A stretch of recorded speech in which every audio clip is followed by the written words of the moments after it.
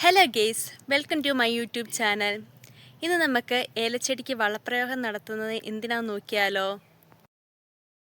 ഏലച്ചെടിക്ക് വളമിടുന്നതിൻ്റെ ആവശ്യകത എന്താണെന്ന് ചോദിച്ചാൽ, വേരുപുഴുവിനെ തടയാനും അഴുകൽ തടയാനും ഏലത്തിന് പഴുപ്പ് പോകാനും വിളവ് കൂടുതലും ഉണ്ടാകാനുമാണ് വളപ്രയോഗം നടത്തുന്നത്.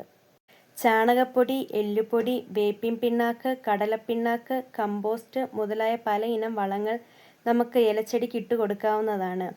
അഴുകൽ പോകാനും പിഞ്ചുക പൊഴിഞ്ഞു പോകുന്നത് തടയാനും മരുന്നടിക്കുന്നതാണ് കൂടുതൽ നല്ലത്. ഏലച്ചെടിക്ക് വളമിടുമ്പോൾ ഏലച്ചെടിയിൽ നിന്ന് അരയടി മാറ്റിയേ വളമിടാൻ പാടുള്ളൂ. അല്ലെങ്കിൽ ഏലച്ചെടിയുടെ വേരുണങ്ങിപ്പോകാൻ സാധ്യതയുണ്ട്. ഏലച്ചെടിക്ക് അനുയോജ്യമായ ഏത് വളം വേണമെങ്കിലും നമുക്ക് ഏലച്ചെടിക്ക് ഇട്ട് കൊടുക്കാവുന്നതാണ്.